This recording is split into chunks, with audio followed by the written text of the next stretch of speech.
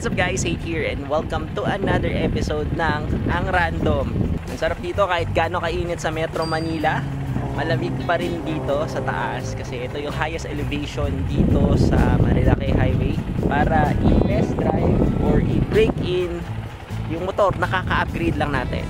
Swagger down the street with your red lips and funky beat. You better hold your head. Ito yung madalas nating gamit kapag nagsusolo adventure tayo. At ngayon, sisetapan natin siya at lalagyan ng mga kung ano-anong kaartehan. Since gusto natin gamitin yung motor sa pagpunta sa mga malalayong lugar, kailangan natin ng power source. So, lalagyan natin siya ng charger. Moto X grips. Papalitan natin yung grip niya. Red na rin para mag-complement dun sa mga accent natin sa kanya na red. Iridium na spark plug from NGK.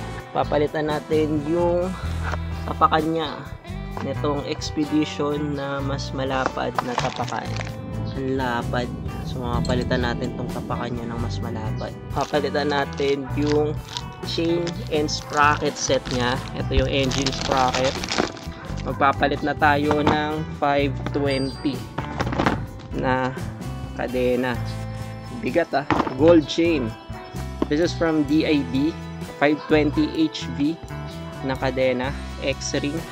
Tapos ito namang engine sprocket niya is from Perfect Power. So pag magpapalit kayo ng ganito, dapat parehas na yung sukat or yung kapal niya. This is from JFG Racing. Ayan, ang laki. Ang laki.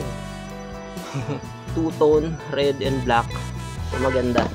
Bali itong gulong na ikakabit natin sa kanya, ano na siya, dual sport. So papalitan natin ng 140/70/17 and then 110/80/17. This is from Swallow and ayan, Street Enduro yung pangalan ng model na to. Syempre lalagyan din natin siya ng sealant, tire sealant, kasi tubeless na siya. So madali lang palitan yung gulong na ito guys. Kailangan mo lang ng 24 para dito sa likod. Tapos yung pangpigil na wrench dito is 17. Okay, ngayon natanggal na natin.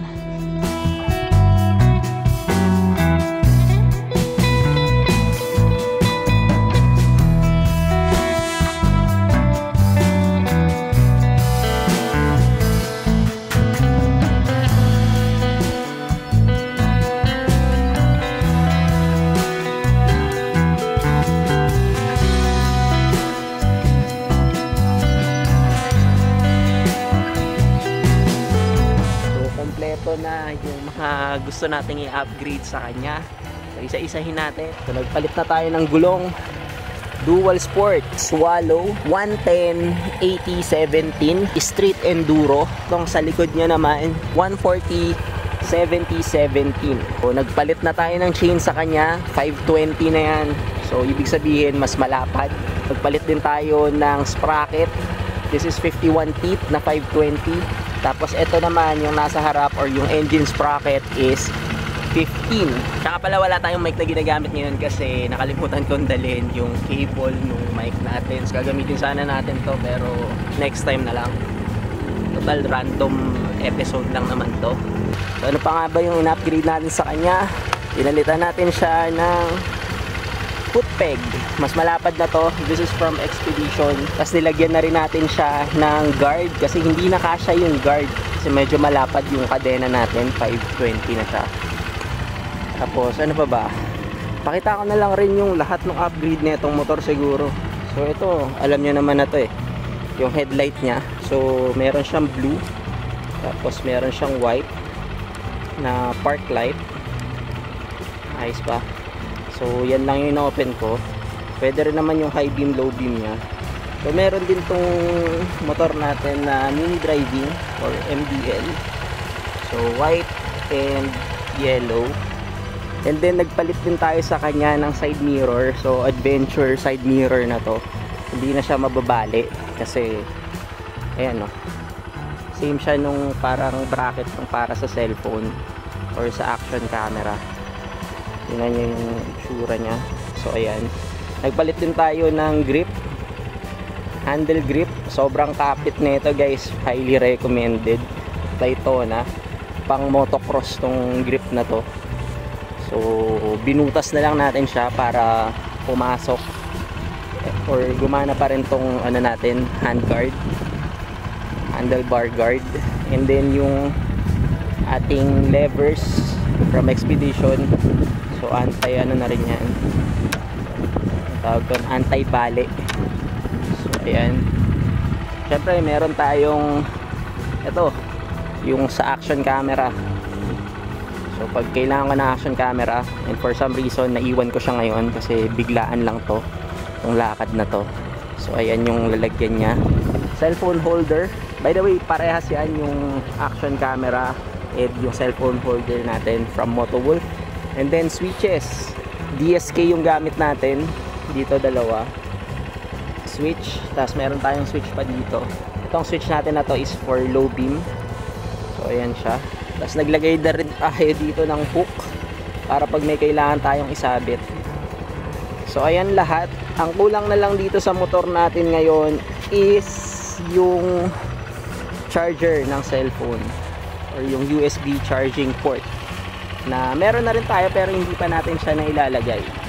So pag ganitong mga solo ride adventure, ang dala ko lang na bag is ito, yung ating tank bag na maliit from Motocentric. So nandyan yung camera natin, yung mini tripod, mics, saka yung mga kung ano-ano pang pwede magkasya dyan. And then ano pa ba, ayun, ito upgrade ba to? Yes, upgrade din to kasi yung stock wala namang ganito. So pro tipper, kalimutan ko yung tawag dito, pero yung pag sumemplang car na tumba ka, aksidenteng tumama dyan yung ulo mo or kung ano mang parte ng katawan mo, at least i-absorb niya yung impact. Helmets, ang helmet na ginagamit natin kapag solo adventure tayo dito sa bike na to is itong Spider Core. So modular to, pwedeng tanggalin tong sa chin guard, tapos magiging parang half face siya, pero hindi natin ginagawa yon. Sobrang ganda ng ventilation ng helmet na to, hindi siya mainit. 1,500 grams or 1.5 kilos plus or minus 50 grams, pero ayos lang, di ba? Bagay siya dyan, ayos. Tapos ano pa ba? Ito, meron siyang bracket dito na stainless, and hindi naman siya nakakaasiwa tingnan.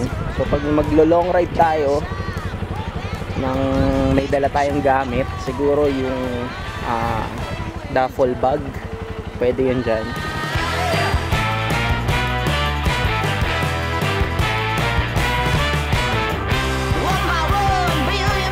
So ayun yung ma-upgrade natin dito sa motor. So ikot muna ako siguro dito, tingnan natin yung kabuuan ng Victory Peak. Gusto ko lang rin siguro magbigay ng update sa inyo tungkol dito sa Victory Peak. So yung caretaker, yung nangangalaga na itong lugar na to, meron na silang tinayong bahay dito mismo sa may parking spot, and konkreto na yung baba niya, and yero na rin. Mukhang matibay na siya, hindi na kagaya ng dati. So meron nang magbabantay nitong spot, kasi kung maalala nyo, merong issue dito sa Victory Peak na yung mga motor is parang may nangyari. So ang ginawa nila, meron ng ganito, nagbabantay dito sa parking. So mukha naman na siyang safe, and maganda pa rin dito talaga sa lugar na to kasi ito yung highest point eh. Ang entrance fee dito is 20 pesos pa din, and yung overnight camping is kano nga ba? 320 ata. Sino bang ayaw ng ganito, di ba? Saglit na biyahe lang siya from Manila, tapos along highway, tapos ganito na agad yung view mo, di ba? Ang ganda ng panahon ngayon kasi umulan kagabi, na-clear niya yung mga ulap, kaya somehow kita natin yung mga bundok. Parang nasa ibang lugar, nasa malayong parte ng Luzon. Nakakahingal lang umakyat kasi hindi tayo physically fit siguro, kaya tayo hinihingal. Tapos ganito na kaagad yung view mo.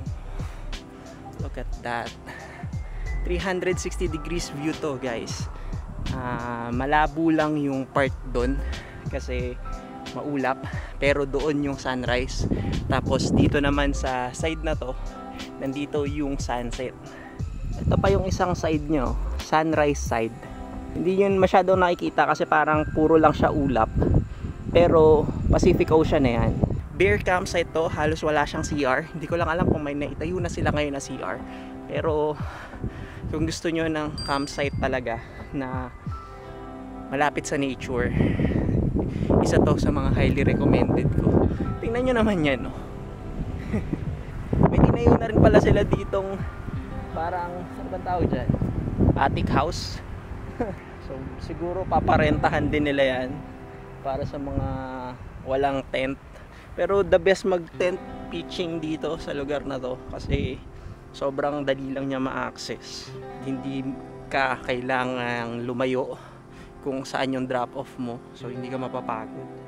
So meron din silang mga ganito, mga tables and chair na kahoy, so pwede kayo mag picnic dyan kung trip nyo. Meron pa dun eh, pero ito yung isa. Awesome, diba? Ito yung isang spot na 360 degrees yung view, sunrise and then sunset. Ito yung dulong part na nitong Victory Peak. Ito rin yung spot na madalas nating pinipili. Dito tayo madalas nagtatayo ng tent natin or nagpi-pitch ng tent natin kasi why not? Dulo to eh. Tapos ang view mo dito is ito. Sunset. Tapos dito naman sa kabila, sunrise. Diba? Sobrang easy access.